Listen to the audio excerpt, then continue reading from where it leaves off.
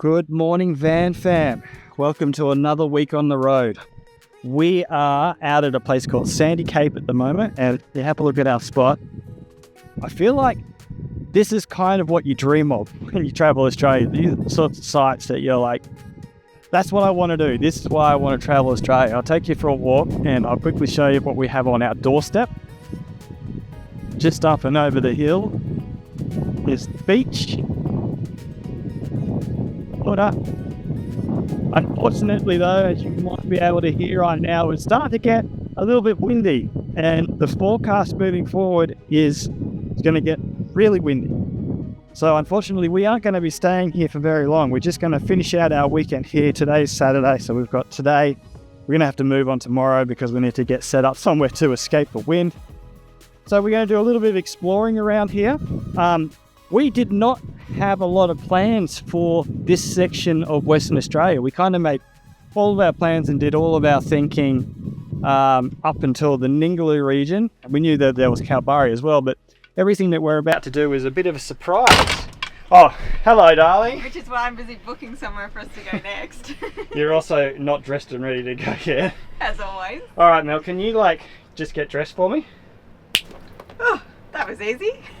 Managed to secure a caravan park for the windy weather that's coming.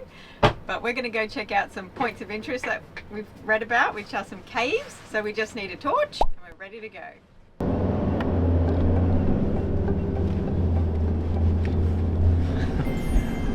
I didn't read anything about a soft sand entry to this place. Did you take the right road? According to the maps, I'm on the right road.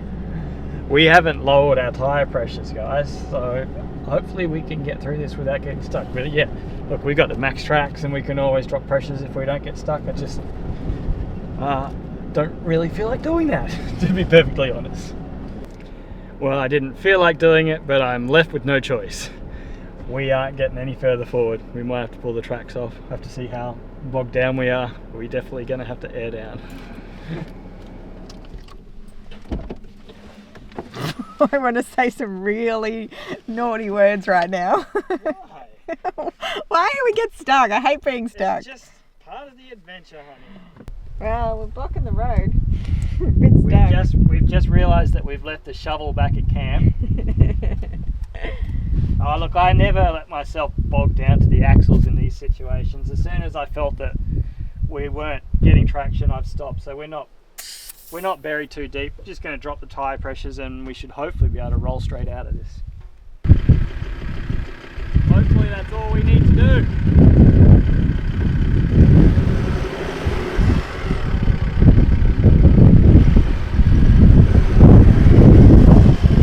Always tyre pressure, guys. So much easier. Come on, hon, jump in. It is incredible the difference tyre pressure can make. Mel having a little tanty in there about being stuck. We weren't stuck, we just needed to make the required adjustments, honey. It's not a tanty, it was just like, it's hot. I don't want to get heat stroke again. It's hot supervising Brett lowering the tyre pressures. You're doing a fantastic job, darling. I'm supervising the whole situation. It totally is hot supervising that job. It's hard being a supervisor, ask anyone. Right, so that one says bee risk area. Feral bee hives are found at the entrances to this cave, and they can be aggressive, especially on hot days or when it's disturbed. Have we learned to listen to signs yet or not? Look, we've packed some antihistamines just in case we get stung, but we're going to give it a crack and see if we can get into the cave. I tell you what, this little adventure is not for the faint of heart. That track in was incredibly soft, especially the little turn-off bit into here, and then we've arrived to a big warning sign about bees. All right, everyone, we're not going to talk to you guys anymore because we're going to walk into this cave in silence because we don't want bees. Ready, everyone?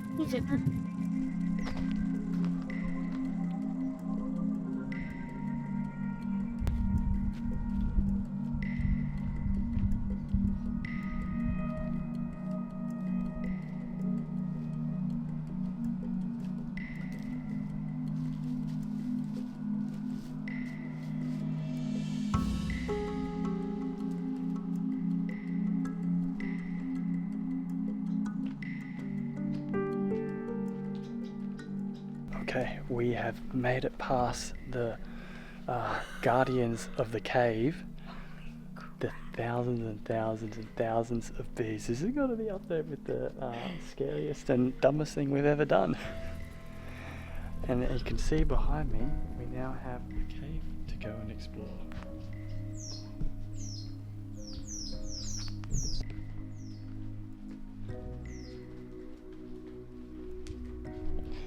Well, it's basically a very short dead end. Gonna have to go ahead and call it as not worth it. Not worth the scare. I don't think we've come to the cave that we thought we were coming to. We're going to go back to the car, hopefully we survive, and see if we can go to the right place. Go and explore Australia, they said. It'll be fun, they said. I mean, I've never seen that many bees ever. So that was, I mean, it was terrifying because it could be killer bees, but like, whoa. That was actually terrifying. That's a very good word to describe it. I'm not sure. We've had friends who came and visited caves in this area and it looked really cool, but I don't think we've gone to the same cave. That was Hastings Cave, and a bit further down this road is another cave called, what is it called? My apologies, let me look. It's called Guano Cave. I wonder what that's going to smell like. Do you want to go and see the other cave? We have come all this way. Yeah, let's go and check drop it out. crashes. Mel's just had a little look on WikiCamps about the cave that we're going to look at, and what have you found? Don't bother. Soft sand, your pinstripes everywhere, and the entry's blocked off. So you can't even go in. Can't even go in, so maybe don't. Alright, we did manage to make it out unscathed. We're just airing the tyres back up. Actually, while I'm on that subject, if you remember while we were in Carajini, our air compressor broke. Well, one of our viewers worked at ARB as a manager, and he offered to send us out a new compressor, and that's arrived, and like God, this thing is a weapon, so I'm so grateful for that. Thank you very much if you're still watching, and we really appreciate that, mate. But yeah, we're going to get the tyres back up to normal. We're hitting the road, and Mel's pulled the pin, haven't you, darling? I definitely have. That's enough adventure for one day. They do say do one thing a day that scares you, and boy did that cave scare me, so I think I'm good for just a chill afternoon. To be honest. Go back to camp and relax. Yeah, we'll go back, chill out, have a good afternoon. Alright guys, so in last week's video we shared, what did we share? It was our 11 things we wish we knew before travelling Australia, and one of those tips was that it's really good to go and talk to other travellers. So yesterday afternoon we went for a walk up the beach and we met this really lovely family that have the primo spot. The primo spot, yeah, they've got like the best spot here, I think. And we ended up spending the entire afternoon sitting up there having a few drinks and watching the sun go down, and we are going to go and spend today there as well because their site is incredible. It's right on the water, so yeah, going to go and hang out. Looking forward to that. Alright, we have arrived at our new friend's camp. We've come to Gate Crash. I'll just do a quick introduction. We got Beck and Craig. They got their beautiful little Gator X, and here's the view. How's their spot? This is incredible. You're in a little private beach. They got two kids. Our kids are playing with their kids down on the beach. They're catching more fish than you are, dear. I was offered to actually take over this site on Sunday because they're leaving on Sunday, but we've decided with what the weather's doing we aren't going to be staying. Yeah, we're not going to get blown away again. But what I will do is I'm going to send the drone out and give you a look at this spot from the air. Put all your stuff away and check out for the day. There's no time to waste when it's 100 degrees. Burns under my feet. Won't you have a drink with me? We head into town, see what it's about. Barely need a shirt, though the sun has almost set. Make the most of it. I know we will dance and sing. There's a heat wave. There's a heat wave rolling in. There's a heat wave, yeah. There's a party in the streets and the city's on fire.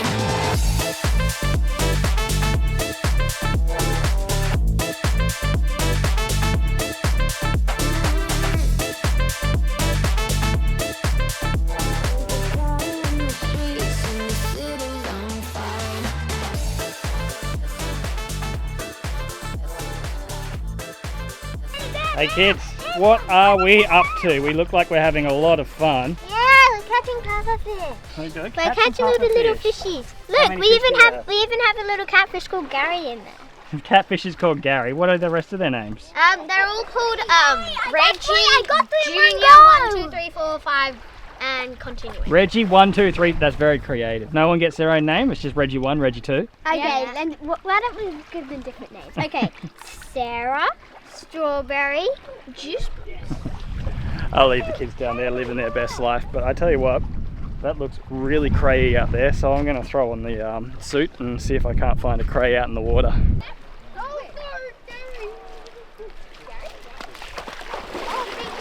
Right, wish me luck. Coming back with some crays. Wow, it's a smorgasbord down there now. Look how many I've managed to pick up.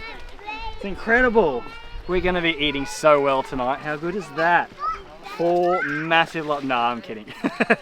I didn't get a single one. These guys went out on a crayfish tour. And this is their catch. I can't claim it at all. I think if I'm going to get any rock lobster, I'm going to have to do a crayfish tour.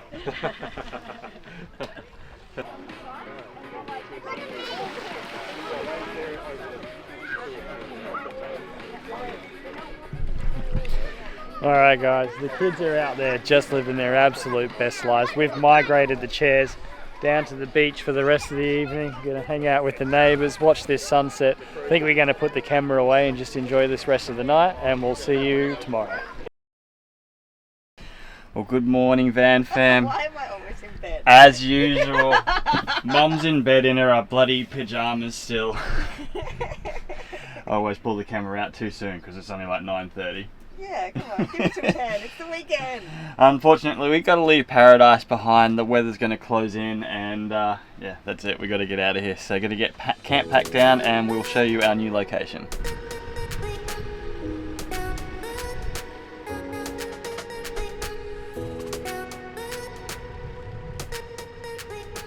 So we've just arrived at Cervantes. I'm going to say Cervantes Holiday Park. And everything is online. This has got to be the first time we've gone to a caravan park and we don't have to actually go to reception. They text you your site number and everything. Like, it's all done online, which is pretty cool. So we're here for a few days. We don't actually know our plans, so we'll just wing it and see how we go. Alright, so we're in Cervantes. And it's windy! And it's windy as predicted. And Cervantes is about 200 k's further to go until we reach Perth. And yeah, we've been trying to get to Perth for a certain date for something that's going on. We're not going to tell you guys what it is yet. But it leaves this really weird feeling. Yeah. Like, it feels like the trip is over. Our whole journey south down the West Australian coast has been to reach Perth at this special date, and because that's the only thing we've been looking forward to. But I just got this like this weird, like it's all over kind of a feeling. But it's not. We're not stopping travelling, trust us. No, you don't like sitting still, do you? No. Any more than 10 days, I go absolutely crazy. Ask anyone. But yeah, I got another funny story to tell you as well. Our friends back at Sandy Cape decided that they were going to stay for another day, but we had this booking here in the caravan park, so we were like, let's call the caravan park up, see if we can just move the booking one day. No, they wouldn't do it. They said, oh, you're welcome to not come and we'll just keep your money, but no, we won't move your booking. Have a look at it. It's freaking empty. This place is at like, probably like 15-20% capacity. Yeah, this is why we complain about caravan parks all the time, guys. It's just, they're so inflexible. Yeah, sometimes when things break or whatever, they just don't give a crap. They're not willing to make any compromises to help people out. But yeah, Cervantes is also close to the Pinnacles, so we're going to go and check out the Pinnacles today. Gotta get the kids. But I just got to go and get the kids, and there's something pretty funny I want to show you in here. They're in here colouring, and I know, just look at what colour do you think might be Kaylee's favourite colour? There's the yellow pencils, and there's the other pencils. You guys want to go explore and check out something called the Pinnacles, though? Yeah, good. We started off by stopping in at the info centre to learn about the Pinnacles. It was very well laid out and super informative. We then set off to check them out for ourselves.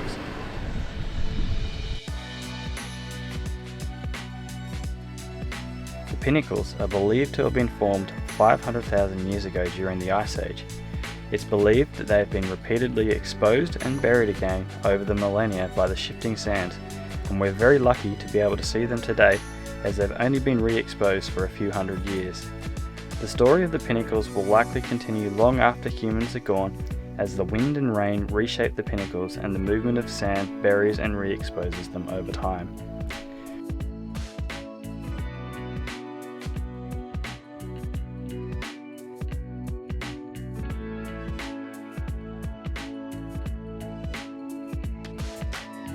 We took advantage of the parking bays and jumped out of the car to see the Pinnacles up close. We couldn't resist a chance to be a little bit silly and apply a bit of YouTube magic. All in all, it was well worth the visit.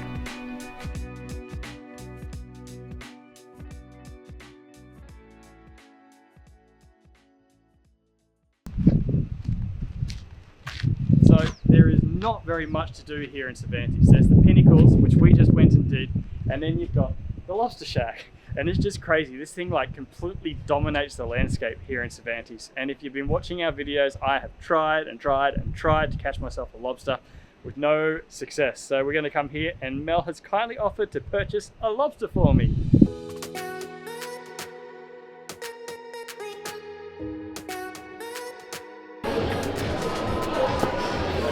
How does that look, Mel? Lobster spring rolls should be exciting. Kids have got themselves some calamari or squid as it says on the menu. Enjoying that? Mm-hmm. It's good. It's messy. You want to try your spring roll, Mel? I think it might be a bit hot, but I'll give it a go. You burn your tongue for the YouTube.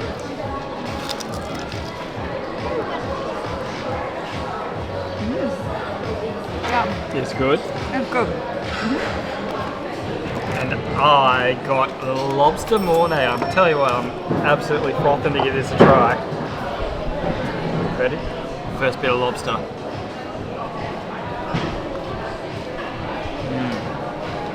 It's the mornay that makes it for sure.